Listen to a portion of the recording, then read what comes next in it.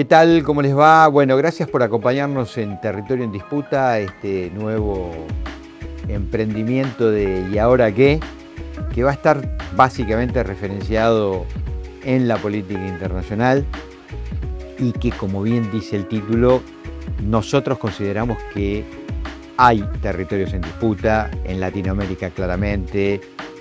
No sabemos si este avance de las ultraderechas va a ser algo definitivo, si tiene que ver con estas contradicciones que estamos viviendo, con estos nuevos fenómenos comunicacionales. También hay territorios en disputa en el Oriente Medio, cómo quedó parada la relación entre Estados Unidos y sus socios del Oriente con el conflicto que mantuvieron desde el 28 de febrero con Irán.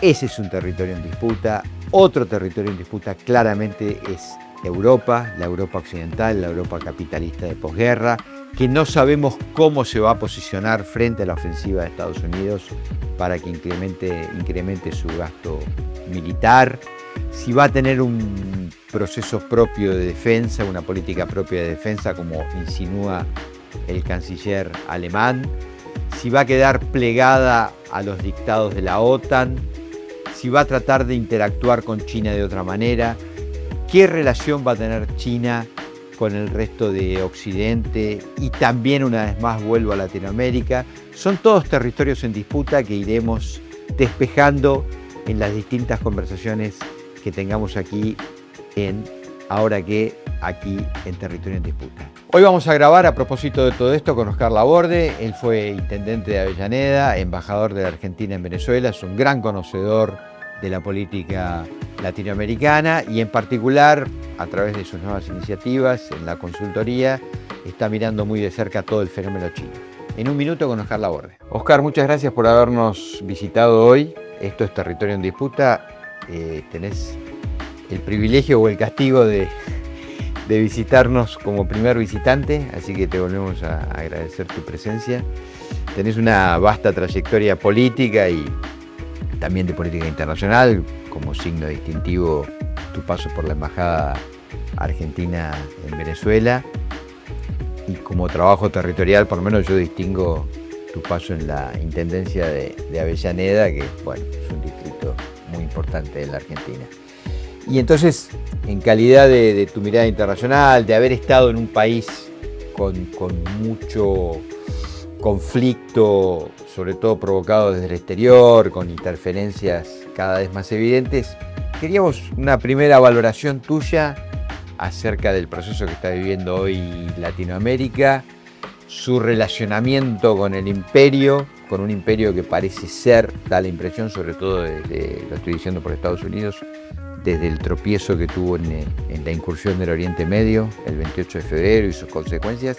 Bueno, por lo menos lectura mía, pareciera ser que se recostaría en su patio trasero, ¿no? Como reaseguro, y también que la operación del 28 de febrero tuvo una primera escala el 3 de enero para reagruparse de fuerzas y de fuentes energéticas y después largar la ofensiva del Oriente Medio, que, insisto, a todas luces pareciera haber quedado trunca, ¿no? Pero bueno, nos interesa el reposicionamiento en ese escenario de Latinoamérica. Bueno, gracias por la invitación, que les vaya bien con el proceso, con el programa. Me parece que es muy adecuado el tema de territorio en disputa, ¿no? Y para meternos en América Latina, hay una simplificación en tratar de sacar, a partir de 2, 3, 4 hechos, una tendencia. Entonces, triunfa la derecha ahora, de las últimas 10 elecciones, en 8 triunfa la derecha y la ultraderecha. Entonces uno diría, bueno, ya no está más en disputa, ahora la ultraderecha se prepara a avanzar de manera irreversible. Yo diría, yo tengo otra lectura. No, de 10 elecciones, 7 ganó la oposición, que es de derecha, pero 7 ganó la oposición. ¿Podemos repasarlas, te parece? Chile, claramente, Bolivia, Chile, Argentina, Argentina, Brasil, Perú, Ecuador, Honduras, Colombia, alguna de Centroamérica, Panamá. Pero si yo me voy un poco más atrás, del 2019 al 2023, de 7 elecciones, 6 gana la centroizquierda, ¿no? Que en aquel momento era Argentina, Brasil, Uruguay, Chile, Bolivia, México. Entonces, y eran oposición. Entonces, de 7 ganó la centroizquierda, pero en realidad de 7, 6 ganó la oposición. Y ahora de 10 gana la ultraderecha 8, pero en realidad 7 gana la oposición. Entonces, ¿cuál es la tendencia? Que cuando hay 2 elecciones que gana el progresismo, se viene una ola progresista, y cuando hay 3 elecciones que gana el trampismo, se viene el trampismo. No. Gana el que pierde y pierde el que gana. Los que pierden son los gobiernos. Pareciera que está difícil gobernar, digamos. Y los que ganan son la oposición. Entonces, yo creo que efectivamente América Latina está en disputa. Sí, claro, hubo un momento virtuoso, próspero, hasta el 2016, yo diría. La destitución de Dilma tal vez sea el momento. Para vos es un punto de inflexión. La derrota, digamos, de peronismo con Macri, claro, y la destitución de Dilma. Pero bueno, en aquel momento también ya parecía que se había acabado ese paréntesis en la historia, que era del 99 Chávez, digo, hasta lo de Dilma, y que venía una ola conservadora, me acuerdo que hubo que discutir eso, y después parecía que había una segunda etapa, una primavera progresista, y de ahora parece, entonces, no, lo consecuente, lo permanente es la disputa. Se gana y se pierde, se pierde y se gana.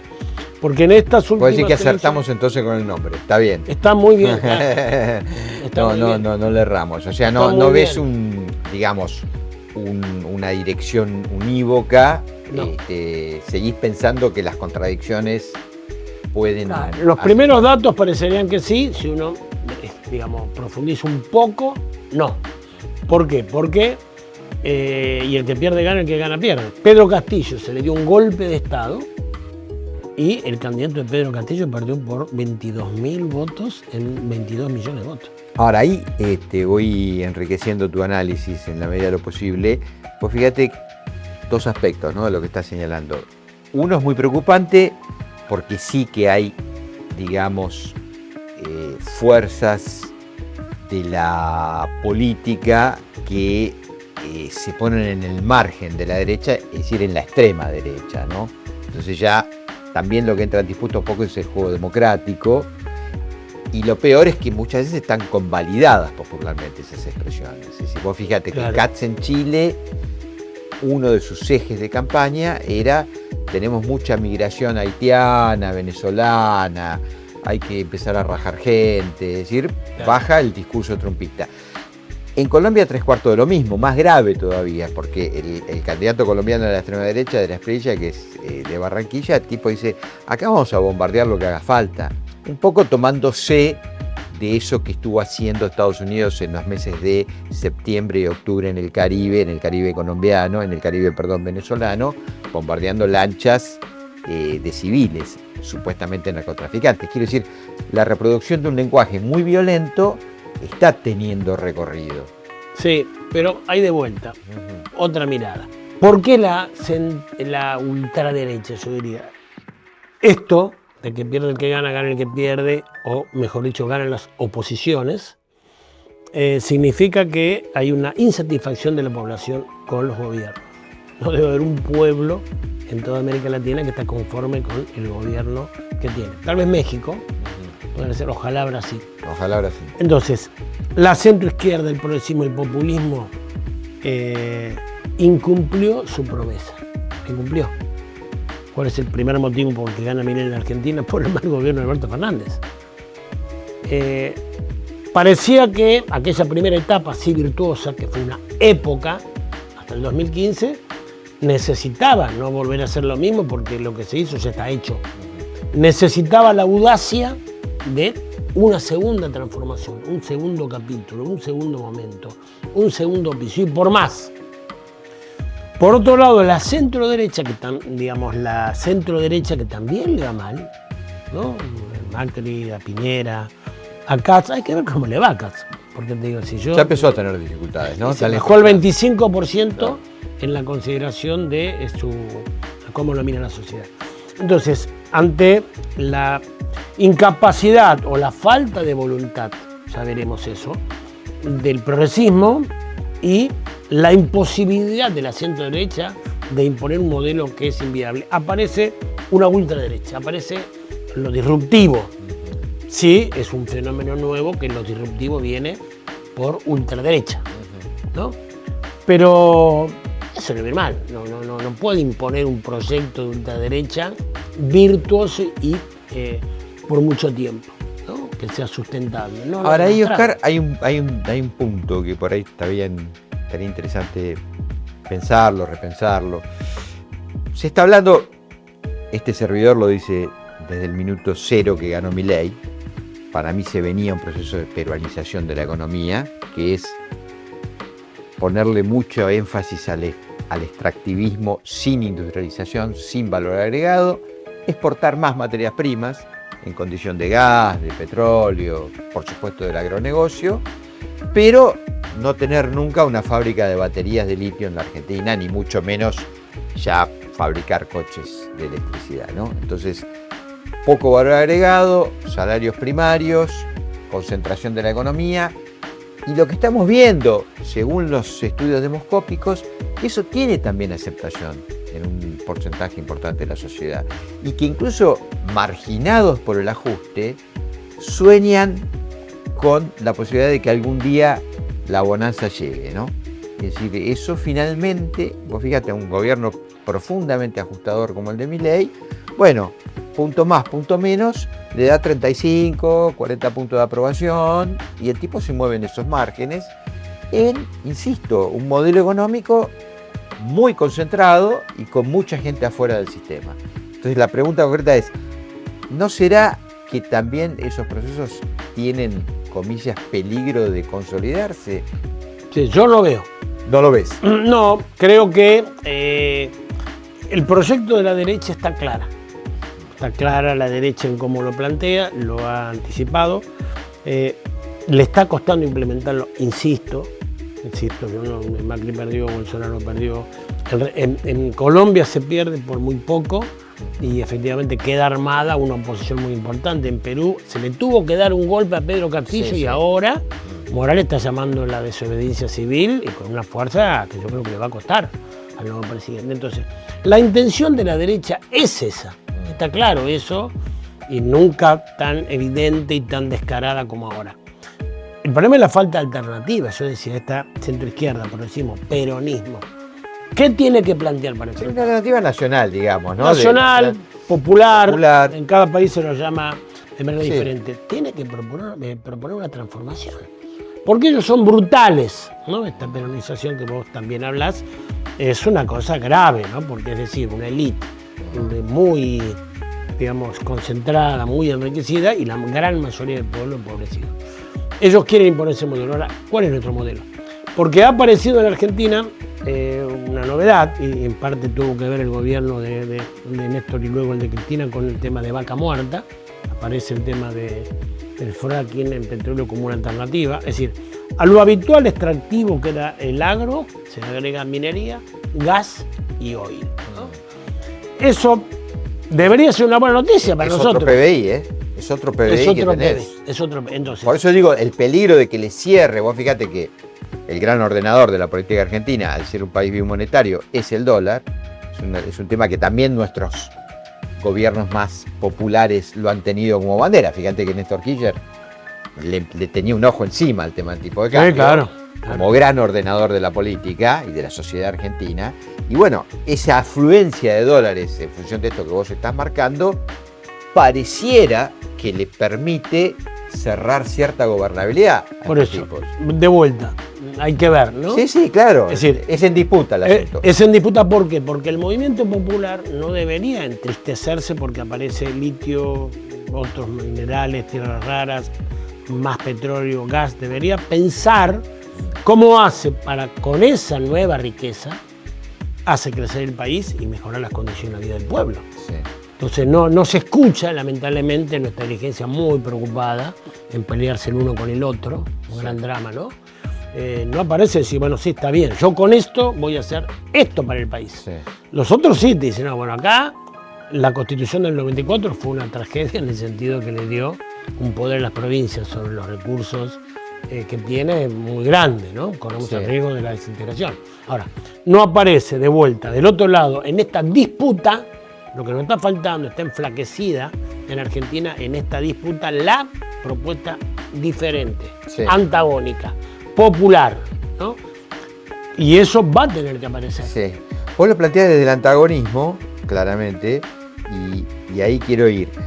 Cuando vos tenés un gobierno, por ejemplo, como el de Milei, que está tan parado en la extrema derecha, ¿crees que hay que pararse precisamente en el otro parámetro del tablero político? Es decir, radicalmente opuesto o, como se dice muchas veces, comprarle al enemigo ciertos marcos, qué sé yo, por ejemplo, están los que te dicen, bueno, mirá, no discutamos más el déficit fiscal, incluso asumámoslo como bandera, porque bueno, al final la gente da por bueno que tenés que tener las cuentas ordenadas. Es decir, pues hay que comprar algo de este proceso. Por ejemplo, lo decía Aníbal Fernández del otro en un reportaje que corrió mucho por redes, ¿no? Que dijo, bueno, yo no cambiaría mucho de algunas cosas que Milei ha hecho, pues es un horror, ¿no? Pero no importa. Un horror, sí. El déficit fiscal, digamos, primero, el equilibrio fiscal, por ejemplo, era una de las grandes banderas de Néstor, ¿no? Te acordás los superávit gemelos. Yo no sé cuándo nosotros nos enamoramos del déficit, nosotros, el peronismo, el movimiento popular, no sé. Pensé que es un error. En algún momento nos enamoramos, ¿no? Porque... Sí, nos enamoramos, entonces me parece, y lo reivindicamos, ¿no? Hay dos cosas que te quiero decir. Una es, el equilibrio fiscal fue una de las virtudes que le permitió al gobierno de Néstor y al primer gobierno que tiene prosperar. Y es así. Excepcionalmente puede apelarse al déficit, excepcionalmente. Pero segundo, lo que nos ha ganado la discusión en la derecha es que creemos que el equilibrio fiscal se produce cuando se bajan los gastos. Como todos sabemos, el presupuesto se integra de dos cosas, lo que se gasta, pero antes de eso lo que se recauda. Entonces esa cosa tan simple y que no la podemos contestar equivocadamente nuestro dirigente, no hay plata. No, amigos, hay gente que se ha enriquecido. Entonces acá no hay que hablar qué hacer con la pobreza, hay que pensar qué hacer con la riqueza. Entonces sí, claro que necesitamos un antagonismo, porque naturalmente la gente para una cosa similar no va a votar a Milei. Y lo que se necesita es hacer todo lo contrario. La gente no vota fotocopias. No vota, pero es así. Entonces, sí. Vota Y eso, auténtico. vos fijate, nosotros dijimos, bueno, vamos a perder con Scioli, pero va a estar Larreta, que es medio parecido. Mentira. La gente vota el antagonismo. Si está en contra de algo, justamente vota lo antagónico. Sí. Mencionabas Colombia. Colombia no gana ni siquiera el uribismo, que es la derecha dura. Gana la ultraderecha, es más antagonista. No gana Rodríguez Larreta, ni siquiera Patricia Bullrich, gana Milei. Apoyándose en Colombia, digo, para recuperar el escenario internacional, en figuras como Milei, como Trump, claro. Haciendo exégesis de esas figuras. Claro. El que disputa con Lula es Bolsonaro, no es un demócrata. Entonces acá lo que va es el antagonismo, el que gana en Chile, no es ni siquiera la derecha piñerista, gana la ultraderecha. Entonces la derecha sí aprendió que lo que hay que hacer es antagonizar con lo que la gente está molesta. La gente no quiere mejorar un poquitín. Claro, al no haber alternativa política por nuestras peleas y al no haber una propuesta programática alternativa, bueno, nosotros decimos todo lo que hace mal Milei. Muy bien, ya te entendí. ¿Y nosotros qué hacemos? No, está muy mal lo que hace Milei. Bueno, sí, no, ya te entendí, pero y no somos capaces de hacer una propuesta alternativa. Sí. La única alternativa, si es que pudiera llamar, es Aníbal Fernández diciendo que hay que repetir. Horrible. Porque eso, por supuesto, se dan reír de esa propuesta, ¿no? Pero la gente para eso va a continuar con los que la impusieron. Obvio. Ahora, hay cosas que sí hay que tener en cuenta, que no son estructurales, que tienen que ver, sí, con errores nuestros. El equilibrio fiscal en contra del déficit era un error nuestro. Nunca nos tenemos que haber enamorado del déficit. 1 año, 2 años, pandemia, un momento, hay que emitir, sí. Ahora, emitir y tener déficit como política, eso lo puede hacer Estados Unidos, que tiene la maquinita. Y volviendo al escenario internacional, quería consultarte por una de las primeras medidas de Milei, si no fue de las primeras, por ahí lo tenés más en tu cabeza, que fue retirarnos de los BRICS, es decir, no estábamos incorporados formalmente, sí estábamos aceptados, había, después te diría, un camino burocrático, completar los papeles si querés, pero ya el marco político estaba resuelto. ¿Qué significó eso para la Argentina? Un error gravísimo para el país y una concepción muy clara de Milei que tenía que hacer todo lo que le diga el imperio. Todo esto que hablamos hay que enmarcarlo en lo principal de la política internacional, que es la decadencia y el declive del imperio, ¿no? Es decir, lo principal que pasa en la política internacional en el mundo es que Estados Unidos está en declive, está en decadencia, evidentemente hasta su presidente demuestra la decadencia de un imperio que fue, digamos, presuntuoso, y un declive. El acuerdo que llegó con Irán es muy malo, es peor que antes de la guerra. Entonces, atarnos... Un pequeño comentario, así le damos la última hora de actualidad. Pareciera ser que en estas horas, cuando nosotros estamos grabando, recrudece el conflicto. Hay una declaración muy dura de Trump en Ankara, en la reunión de la OTAN, diciendo que el acuerdo estaba terminado y que volvían las hostilidades. Pero bueno, es para que... Sí, lo habrá dicho por cartoseaba vez, digamos. Sí, más o menos. Entre esas veces... Sí, claro, el tema es darle credibilidad a lo que él dice. Terminar la civilización, destruir. Dijo que iba a durar días, tal vez un mes, dijo. Después dijo que, bueno, un montón de cosas, dijo. Muy contradictorio. Si uno seguía por lo que dice Trump, es difícil de creerle. Lo concreto, que el acuerdo que firmó él... Los 16 puntos famosos, ¿no? Sí, se quedaron 14, pero son 14 puntos que planteó Irán. Cuando lo planteó Irán, pareció una bravuconada, parecía decir, bueno, te pido esto, te pido lo otro. ¿No? Todos los que lo observamos decían, no, esto es una exageración. Y se conversaron eso. De los cuales hay, y recordémosle a nuestra audiencia, que hay un compromiso de juntar 300.000 millones de dólares para la reconstrucción de Irán. Que teóricamente Estados Unidos dice, no, yo se los voy a pedir a estos países satélites míos del Oriente, donde tengo instaladas las bases y qué sé yo. O sea, encima que, perdón la palabra, los cagaron a bombazos, van a tener que pagar la reconstrucción de Irán, ¿no? Exactamente. Les liberan los 24.000 millones que tienen retenidos, liberan todas las sanciones. Y queda Hormuz en cabeza de... Bueno, pero por eso, Hormuz, decimos, bueno, una gran victoria fue imponerle que Hormuz se abra. No, pero amigo, si estaba abierto Hormuz. Sí, claro. Ahora, sí. Omán, ante la debilidad que nota de Estados Unidos, el califato de Omán... Recordemos que Omán es el país que está frente, ¿no? La otra costa, claro, la otra costa... Comparte la otra costa. Se agrandaron. Es decir, las monarquías del Golfo, ¿no? Kuwait, Bahrein, Emiratos Árabes, todo, miran con preocupación esta debilidad. Turquía avanza, hay otros países que ya se preparan. Irán está proponiendo un acuerdo, Irán, Irak y las 4 monarquías del Golfo para hacer un paquete. También Turquía propone Pakistán, sí. Irán. Hay diferentes propuestas que están habilitándose, todas reconociendo y avanzando sobre el declive de los Estados Unidos. Sí. ¿No? Ahí yo te quería hacer un punto, porque por lo menos para mí es de lo más sobresaliente que tiene que tener un país, ¿no? Y lo vimos en Irán, y quiero hacer esta aclaración. En lo personal, y qué importa lo personal, a mí, como agnóstico que soy, no viviría en un país teocrático, pero eso es un tema personal mío, digo. Pero lo que aparece claramente en Irán es su condición nacional, es decir, cuando se puso en juego su existencia, porque cuando vos tenés al principal país de la Tierra, porque coincido con vos en decadencia, pero siguen siendo 25 puntos del Producto Mundial, la economía norteamericana, es decir, que cada 4 cosas que se transan, una está radicada en Estados Unidos. Digo, cuando vos tenés enfrente eso, y además como satélite de Estados Unidos a Israel, es decir, no es que enfrentaste cualquier cosa, y tenés al presidente de ese país, que es Estados Unidos, diciendo, voy a borrar una civilización del mapa, bueno, lo que está en juego es tu existencia como nación. Claro. Entonces hay una vocación nacional de sobrevivir, que creo que finalmente, pues vos decís, bueno, ok, tenés la tecnología misilística, nunca sabremos cuánto Rusia y China acompañaron sotoboche un cierto programa defensivo.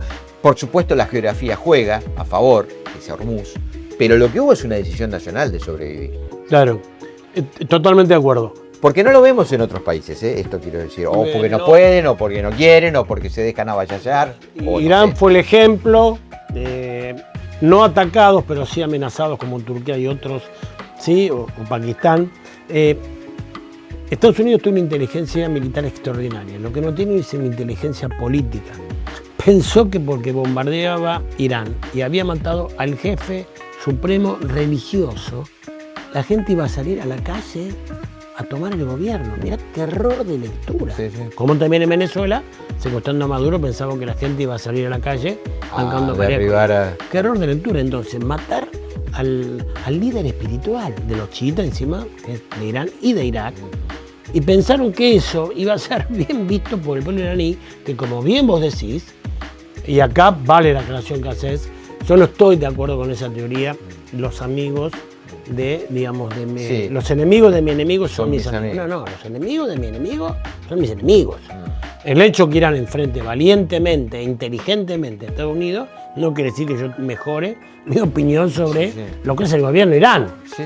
Viene bien que se defienda. Sí, pero además tienen que resolver los iraníes, digamos. Lo tienen que resolver los iraníes. ¿En qué condiciones quieren, digamos, construir su política, su convivencia? Claro, entonces, no hay que asociarse a ellos. Lo que yo veo, que es verdad que tiene el 25% del negocio, hace 30 años tenía el 50%. El avance tecnológico, China le ha sacado una ventaja irrecuperable.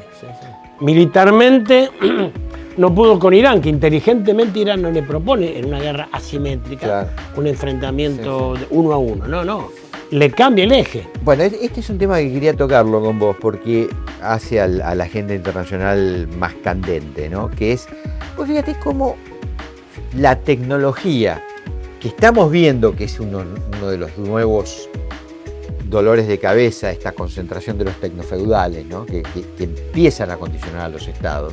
Sí, porque acá hay un dato relevante que por lo menos pareciera ser que obviamente no pasa en Irán y obviamente no está pasando en China, que es que la política, tanto en China y en Irán, están arriba de los negocios. Es decir, los tecnofeudales no pueden superar a la política. Fíjate lo que pasó a Jack Ma en China, ¿no? O sea, el tipo se le ocurrió comentar algo digamos, del Partido Comunista Chino, no sé, volvió a la vida, pero estuvo 6 meses y no sabíamos dónde estaba. Un año reflexionando, y después del año que reflexionó, y he reflexionado, entonces, no está mal el gobierno chino. Es evidente que si vos querés tener un proyecto nacional, la política tiene que estar arriba de todo. La buena política, porque viste como también la extrema derecha en eso fue inteligente, hizo pelota a la política como concepción, la hizo mierda, y entonces ahora está tan devaluada y viene cualquiera, digamos, en condición de negocios y supera la política. Creo que es uno de los problemas a resolver, ¿no?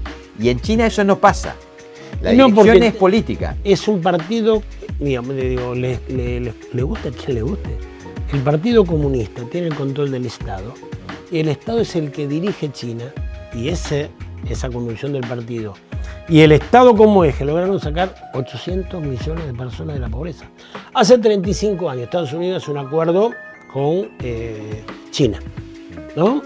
Separan, digamos, la inteligencia de Kissinger, que separa a Rusia, el acuerdo de la Coca-Cola, de la Unión Soviética de China. China no la molesta y hostiga a la Unión Soviética derrotándola. Pero vos fíjate lo que es un imperio en decadencia. Hace 35 años la derrotaba la Unión Soviética. Y ahora Putin está enfrente con tanta fuerza como la Unión Soviética. ¿Dónde está la victoria? Y China, ¿qué hizo en esos 35 años? Mientras Estados Unidos tenía los millonarios, se hacían ultramillonarios, copados además por lo tecnológico, y se empobrecía la sociedad, engordaba, se empobrecía. China lo que hace, produce un avance de infraestructura, tecnología extraordinario, haciendo el mismo acuerdo. Del mismo acuerdo, China está donde está porque el Estado organiza y la voracidad de los concentrados en la economía y ahora los Big Tech los lleva a donde los lleva. E Irán hace una elección inteligente y dice, no, te voy a pelear mano a mano. Yo te voy a bombardear Bahrein, te voy a cerrar el estrecho de Hormuz, claro, eso quería te voy a meter el petróleo. Yo me fui con la reflexión china, pero finalmente, y para cerrar, porque estamos sobre el tiempo, pero quería una reflexión tuya final acerca de esto. Vos fíjate cómo la tecnología, insisto, que pareciera que en cabeza de los tecnofeudales nos van a someter y a dominar, bueno, cuando eso derrama y te lo toma un Estado como Irán para enfrentar a la superpotencia, termina jugando como un factor de igualdad, porque todos sabemos que los seguimientos satelitales, las precisiones que ha tenido Irán para doblegar y para contraatacar, fueron producto de esta inteligencia artificial también. Es decir, ellos también se valieron de esta tecnología. Claro, y los chinos en eso le sacaron una ventaja, te insisto, irrecuperable, ¿no? Y tiene que ver con la apuesta sostenida de un Estado, porque hay inversiones que hace un Estado, hay subsidios que hace un Estado, que no te lo hace un privado. Claro. El privado, lógicamente, Sí, busca su ganancia a cualquier precio, La rentabilidad. pero mientras Peter Thiel dice que la democracia no va más y que el mundo tiene que esperar la llegada del anticristo, los chinos te hablan de un destino compartido. Y lo hacen con Rusia. Vos fíjate, ¿cómo está el mundo? Es un desastre. No estoy de acuerdo. En Oriente no está mal. Yo si lo miro de Occidente, sí, es un desastre, guerra. No acompañan a Estados Unidos su salida de la OTAN. ¿No? Las monarquías del Golfo, por supuesto, se han arrepentido de haber asociado. ¿Cómo está China? China. ¿Cómo está la ASEAN, que es el sudeste asiático sin China? ¿Cómo está la cooperación de Shanghái? Y por eso y la respuesta fue horrible no haber entrado a los BRICS. Los BRICS, los bancos de los BRICS, la Organización de la Cooperación de Shanghái. Eso, el Oriente está fluyendo y ya se viene hacia Medio Oriente. Turquía está comprendiendo eso, Pakistán se ha sumado a esa lógica, donde cada país se tiene que arreglar adentro de cada país. Pero hay un destino compartido y eso es lo que va a salvar al mundo. Yo estoy viajando por mi trabajo, tengo una consultora, bastante a China. Te vas con la convicción de que los chinos van a salvar al mundo. Y no porque a los chinos le preocupen mucho al mundo, sino porque le preocupan a ellos. Claro, vos decís que la propia necesidad de su expansión tiene que ver con cierta armonía. Equilibrio, armonía, Claro. crecimiento de lo demás para conseguir muchos datos y abaratar los costos y mejorar digamos, la información que tengo que tener. Y eso va encaminado. Y si vos lo miras hace 3, hace 5, hace 7, hace 10, tiene solamente una tendencia. ¿No? Digamos. Bueno, Jar, muchas gracias por tu visita. Gracias por la invitación, Y la verdad. vamos a seguir conversando porque en esta agenda de la disputa, del territorio de disputa, quedan muchos flecos abiertos. Gracias nuevamente, Oscar. Gracias Laborde por la con nosotros invitación. en Territorio de Disputa. Muchísimas gracias por acompañarnos.